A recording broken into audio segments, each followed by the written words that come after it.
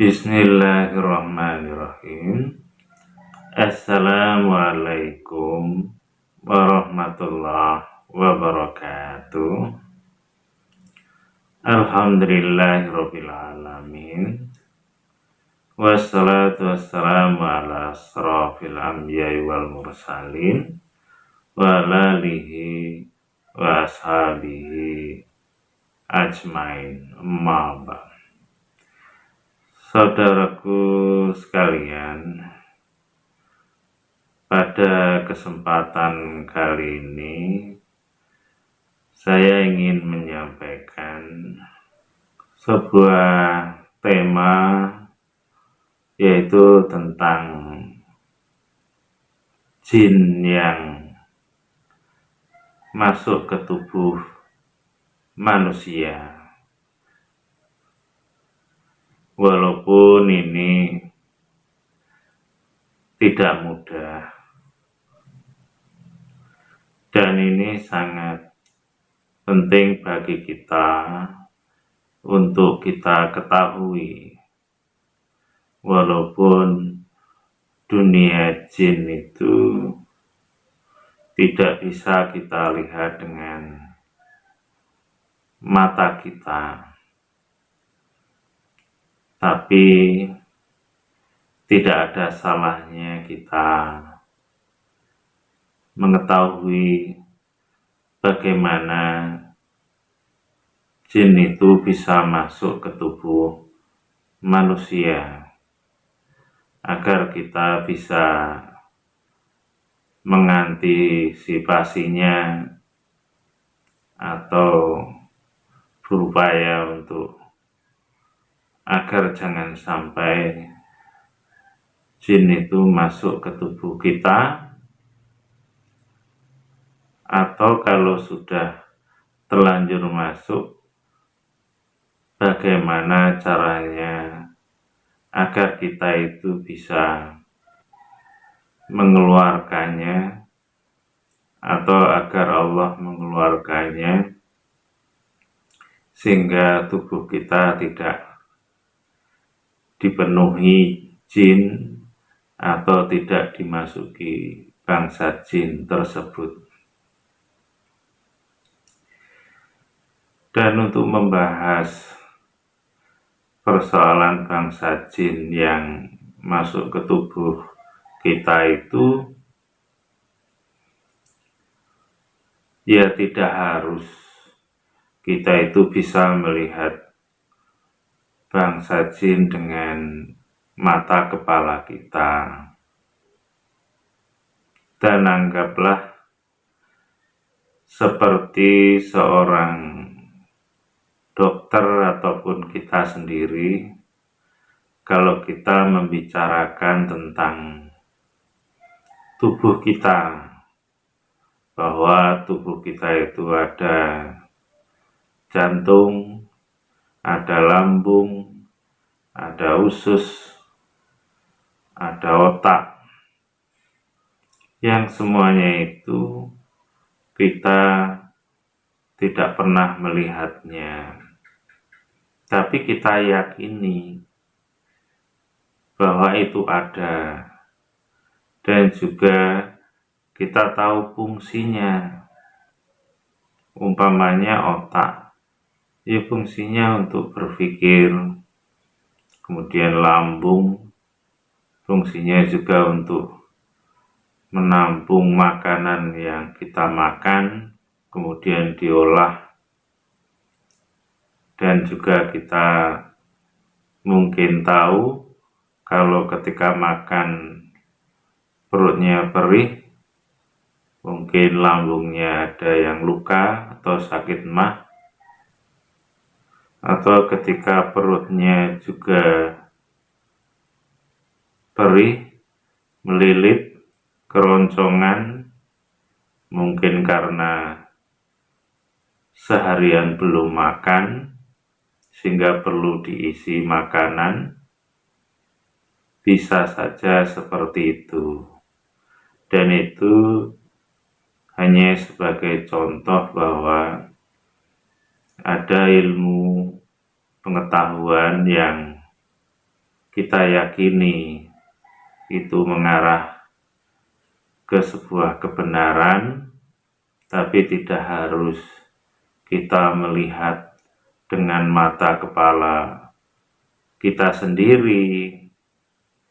Termasuk umpamanya kalau kita percaya ada jin, ada setan, ada surga, neraka, malaikat, kita tidak pernah tahu, tapi kita yakin itu ada dan tahu tugas malaikat, juga tahu kerjaan setan, dan itu semua kita tahu dari petunjuk, yaitu di Al-Quran ataupun di hadis Rasulullah yang sahih.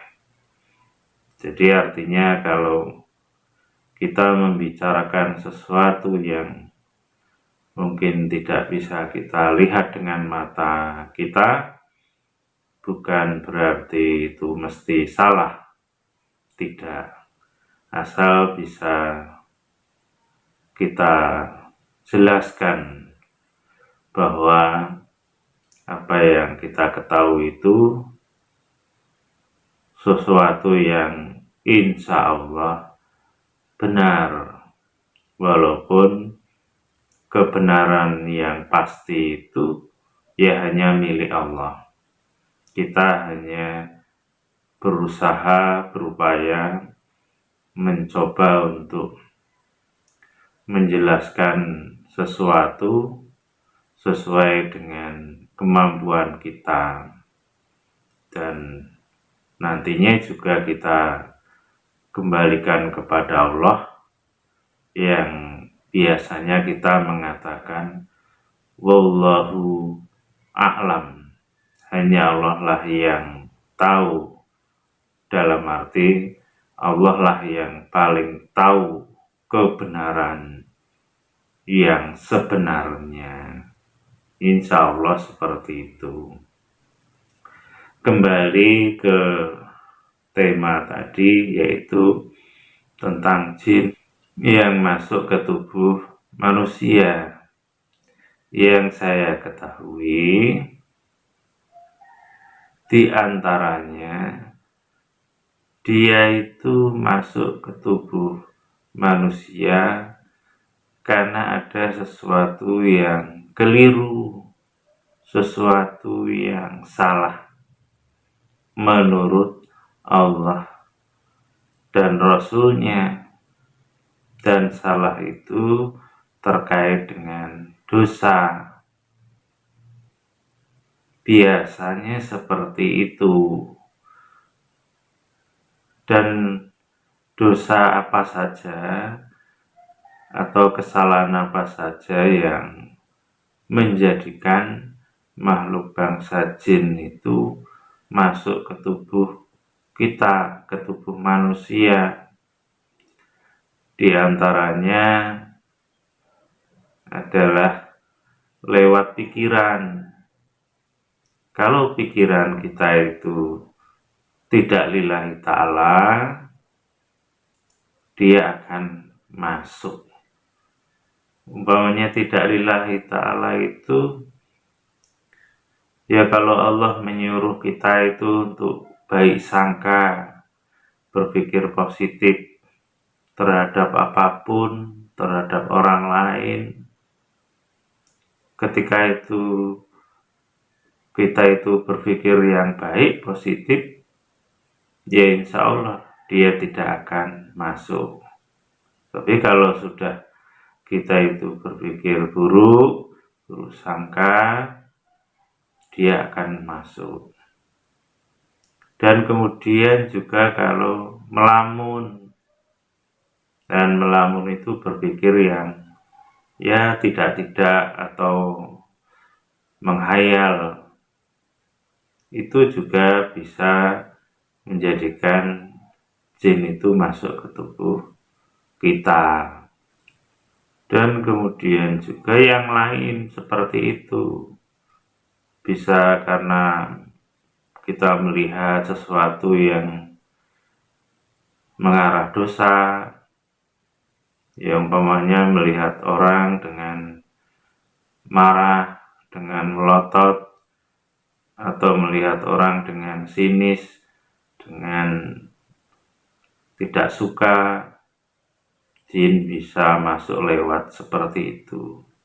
Dia lewat mulut, kalau mulutnya bicara yang tidak baik, bicara kotor, mencela, menghina, marah, jin juga masuk dari situ. Dan kemudian juga amalan, kalau mengamalkan sesuatu amalan yang sebenarnya tidak ada tuntunannya atau tidak sesuai dengan yang seharusnya, maka itu juga akan masuk. Kemudian kalau di hati, kalau hatinya isinya iri, dengki, benci, marah, jengkel, sombong, riya, dan yang lain-lainnya, yaitu dia akan masuk seperti itu. Dan dia masuk itu tidak satu atau dua, bisa ribuan, bisa miliaran. Sehingga kalau itu dilakukan setiap hari, setiap saat, kesalahan-kesalahan itu, ya akhirnya di tubuhnya itu banyak makhluk bangsa jin itu. Walaupun orang yang melakukan itu ya tidak menyadarinya atau tidak merasakannya, tapi sebenarnya di tubuhnya banyak makhluk bangsa jin yang diundang dengan perbuatan perilaku yang tidak karena Allah. Biasanya seperti itu. Jadi istilahnya itu jin masuk dari sifat perilaku kita yang tidak baik. Makanya kalau Islam itu mengajarkan akhlak mulia atau akhlakul karimah, karena akhlak yang tidak baik itu akan memasukkan makhluk-makhluk bangsa jin, sehingga itu akan bisa merusak iman dan takwa kita kepada Allah. Itu yang harus kita ketahui. Kemudian juga ada istilah ilmu turunan. Nah, ini bukan ilmu pengetahuan, tapi ilmu yang terkait dengan sesuatu yang tidak nampak tadi, terkait dengan jin, yang bahasa lainnya ya semacam orang yang punya kelebihan ataupun kesaktian, ya mirip seperti itu. Dan ilmu itu karena isinya sebenarnya bangsa jin, dan bangsa jin itu tidak mati biasanya, dia hidup sampai hari kiamat. Maka kalau orang yang punya ilmu dulunya, entah itu zaman kerajaan-kerajaan, zaman dulu Islam belum masuk ke Indonesia, sehingga orang-orang dulu itu biasanya mempunyai pegangan atau ilmu semacam itu. Kemudian kalau orang yang punya ilmu tadi meninggal, maka ilmunya tidak meninggal, masih. Cuman ilmunya itu ya nanti bisa nurun ke anak cucunya, atau ada orang yang menginginkan ilmu itu. Istilahnya ada orang yang mengatakan nyecep atau ya mengambil ilmu itu. Ada yang dengan cara mendatangi kuburannya umpamanya untuk mengambil ilmu itu. Tapi yang jelas ilmu seperti itu bagi kita sebagai orang Islam ya tidak benar, karena itu termasuk perbuatan syirik, ya dosa besar. Dan ilmu itu masuk ke tubuh anak cucunya tadi dan biasanya mengaku ya sebagai neneknya, buyutnya, dan juga tujuannya ingin momong cucunya. Biasanya seperti itu, sehingga dia itu suka membantu cucunya tadi atau keturunannya tadi. Membantunya bisa lewat bisikan, membisikkan sesuatu atau firasat, atau juga kalau ada masalah dia ikut membantunya, atau juga bisa dengan lewat mimpi, atau juga punya ilmu kesaktian tanpa belajar karena dapat warisan dari leluhurnya tadi. Biasanya seperti itu. Dan kemudian juga ada yang jin itu masuk karena ya orang itu mencari ilmu, jadi memang sengaja mencarinya, menemui orang yang pintar terus minta agar bisa ini, bisa itu. Biasanya seperti itu. Juga kemudian lewat jimat, ketika orang itu mempercayai sesuatu benda bahwa itu ada kekuatannya, entah itu keris, entah cincin, entah benda-benda yang lainnya seperti kulit macan, kulit kijang, yang di situ juga ada raja, dan itu ada makhluk jin yang di benda-benda itu, dan sebagiannya masuk ke tubuh orang yang memilikinya itu. Juga termasuk orang yang pasang susuk yang dimasukkan ke tubuh, itu juga demikian. Dan ada yang lewat air putih atau banyu bening, air yang sudah dimantrai atau dibacakan sesuatu, itu juga ada makhluk yang masuk ke tubuh manusia kalau air itu kemudian diminumkan. Karena proses masuknya jin itu bisa lewat air yang sudah dibacain, bisa lewat benda tadi sebagai susuk, dan juga bisa lewat sentuhan dengan baca sesuatu dan badan itu disentuh, dan ada jin yang masuk juga lewat sentuhan tadi. Dan ada yang juga lewat suara atau mantra, kemudian ditiupkan, baik jarak dekat ataupun jarak jauh. Itu juga bisa memasukkan jin tersebut ke tubuh manusia. Dan masih banyak lagi yang lainnya. Ada juga nanti yang lewat sihir, santet, ataupun teluh itu juga bisa masuk ke tubuh kalau orang yang diarahkan atau disantet tadi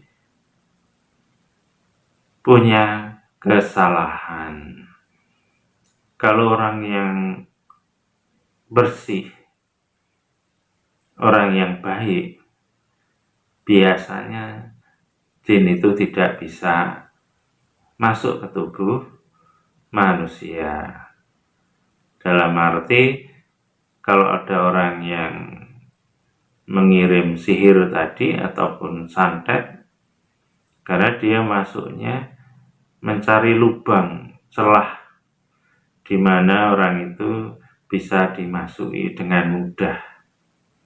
Kalau umpamanya orang itu suka jengkel, marah, dan itu ada bangsa jin yang masuk lewat jengkel marah, kemudian kalau ada santet, mungkin dia juga lewat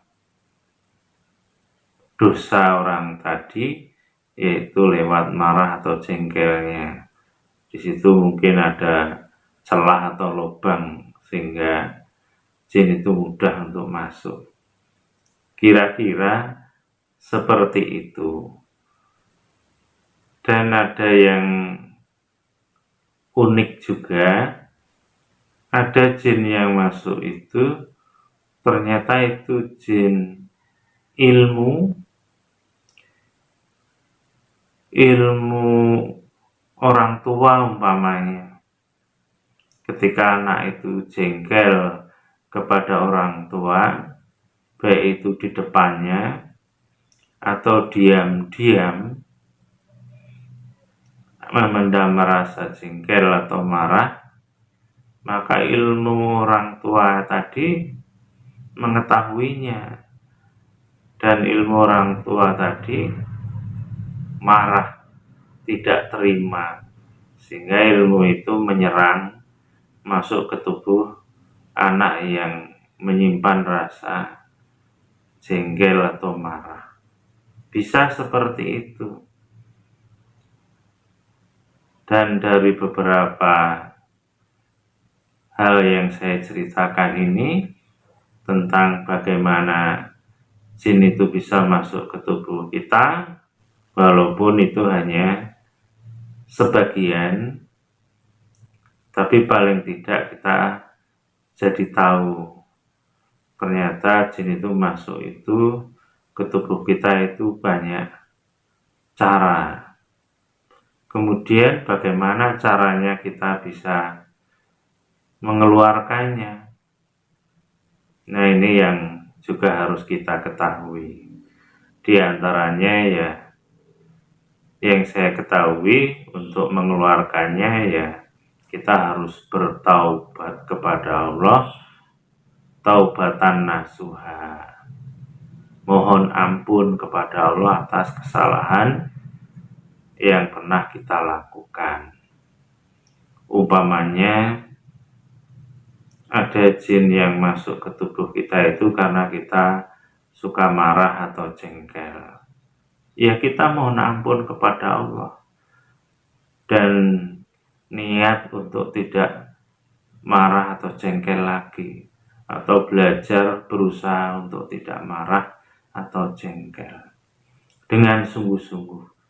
Maka yang ada di tubuh itu jin jenis marah tadi, insya Allah dia akan berusaha keluar, walaupun tidak mudah. Kenapa tidak mudah?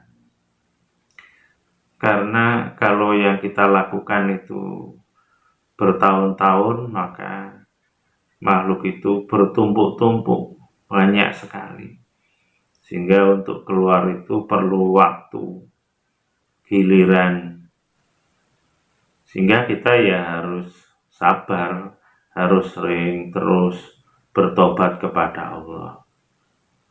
Tapi bukankah kesalahan kita itu bukan hanya itu, dan mungkin banyak sekali, sehingga kita harus banyak-banyak minta ampun kepada Allah.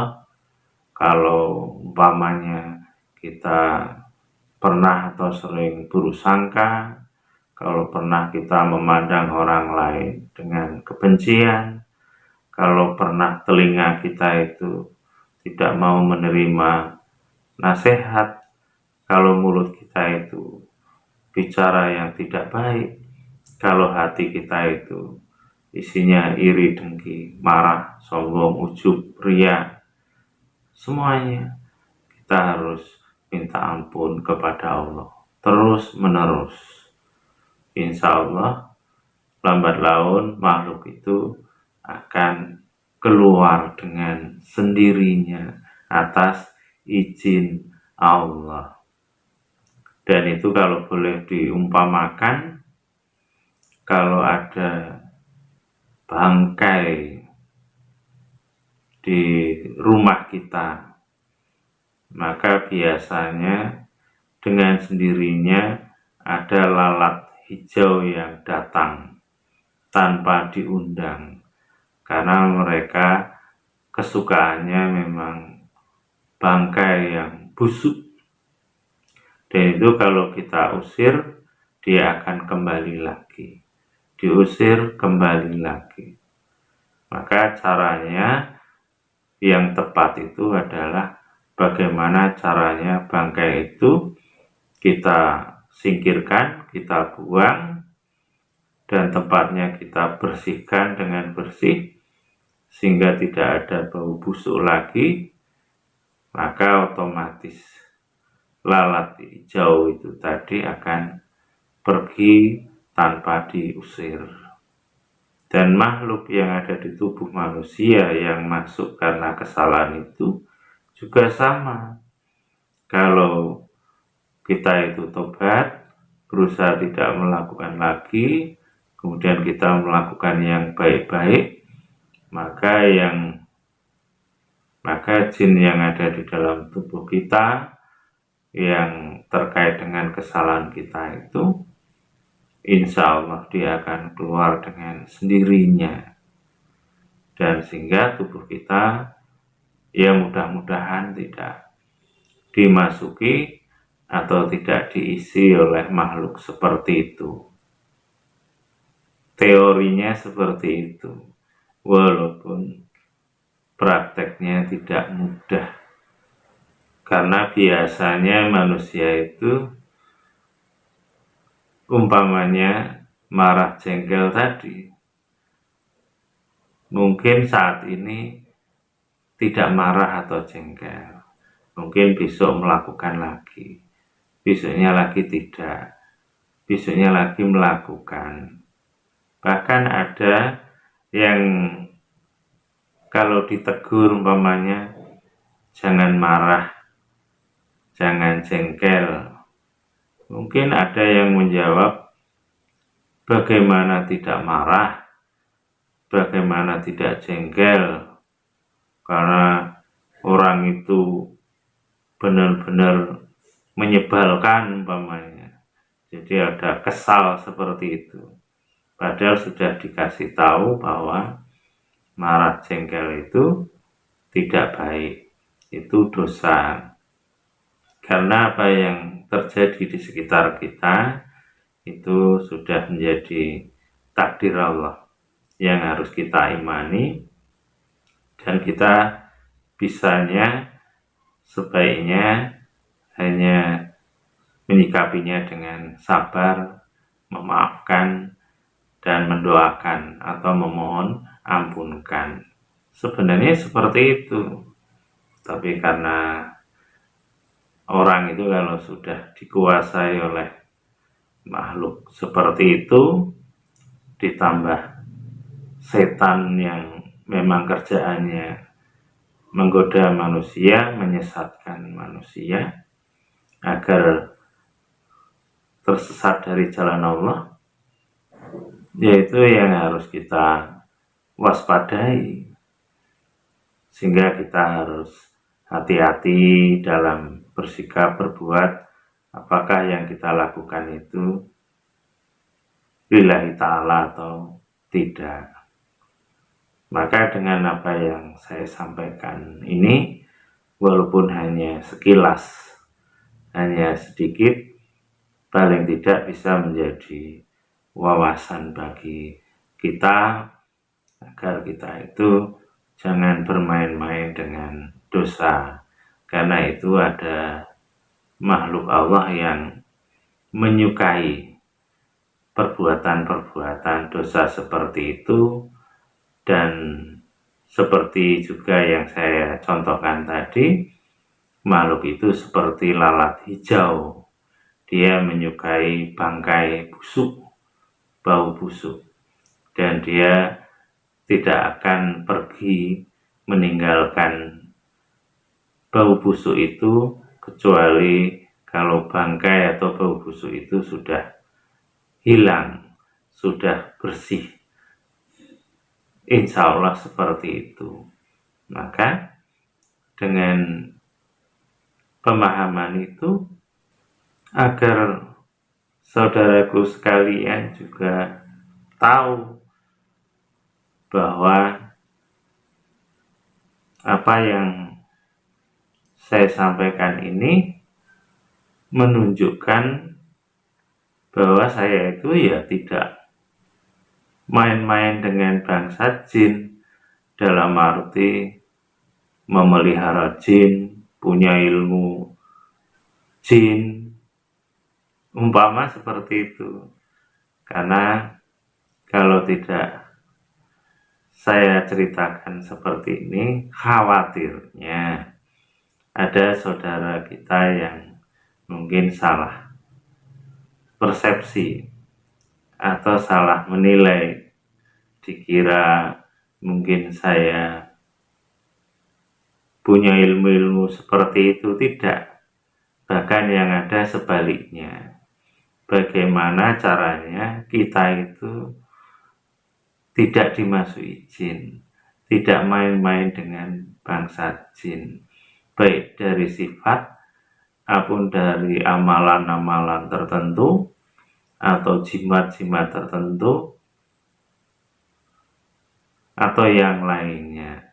Kita berusaha jangan, karena itu akan bisa merusak iman dan takwa kita kepada Allah, karena itu bisa mengarah syirik atau dosa yang besar. Makanya kalau dulu ada yang mungkin karena belum tahu tadi, ya mudah-mudahan kalau sudah melihat apa yang saya sampaikan ini menjadi tahu. Dan juga saya tidak terkejut, karena memang ketika mengajarkan ketauhidan, mengajarkan agar kita itu senantiasa lurus di jalan Allah, jangan berbuat hal-hal yang menjadikan dosa, yang menjadikan tubuh kita itu dimasuki bangsa jin. Ada bangsa jin yang sangat tidak suka tadi. Kalau umpama saya mengajarkan agar jangan main-main dengan jin tadi, maka ada jin yang marah, ada jin yang benci, dan itu wujudnya kadang-kadang ada orang yang tidak kenal, belum tahu, kemudian tiba-tiba tidak suka, benci, marah. Itu yang saya tahu biasanya itu karena ada yang memanas-manasinya atau ada provokator, yaitu jin yang ada di dalam tubuh orang tersebut. Biasanya seperti itu. Maka saya ya senyum-senyum saja, dan saya berani mengatakan seperti itu karena ada jin yang memberi informasi kepada orang-orang itu, diantaranya mengatakan jangan ngaji dengan itu, hati-hati dengan orang itu, umpamanya, termasuk kata-kata yang lain yang intinya agar orang itu tidak mendekati saya, atau membenci saya, dan lain sebagainya. Nah, ini saya ceritakan agar semuanya jadi mengerti. Maka kalau sudah mengerti, ya mudah-mudahan tidak ada yang buruk sangka atau salah sangka. Walaupun saya juga sudah belajar memaafkan siapapun, belajar juga memohon ampunkan atas kesalahan saudara kita yang lain, karena tidak tahu. Maka agar ketidaktahuan itu kemudian menjadi buruk sangka itu berkepanjangan, maka saya sampaikan ini bahwa saya tidak mengajak orang itu untuk bermain-main dengan makhluk bangsa jin, dan dengan apa yang sudah saya sampaikan ini mudah-mudahan bisa dipahami, dan juga mudah-mudahan kita semuanya menyadari bahwa apa yang kita lakukan kalau itu meleset keliru, maka ada makhluk Allah yang menyukainya, yaitu bangsa jin, yang kemudian masuk ke tubuh kita. Maka agar kita tidak dimasuki bangsa jin tadi, ya kita berusaha apa yang kita lakukan harus lurus lillahi ta'ala, tidak dicampuri hal-hal yang lain yang terkait dengan hawa nafsu kita. Dan kalau sudah terlanjur masuk, ya kita segera untuk minta ampun kepada Allah atas kesalahan kita yang pernah kita lakukan dari akhir balik hingga saat ini, dan kita lakukan berulang-ulang terus menerus kalau bisa seperti itu, karena kita tidak tahu apakah dosa kita itu sudah diampuni oleh Allah atau belum. Dan dengan kita itu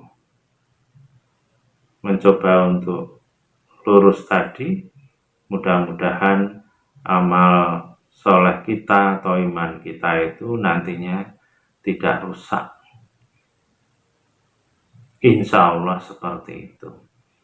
Hanya ini saja yang bisa saya sampaikan. Kurang lebihnya saya mohon maaf. Akhirul kalam.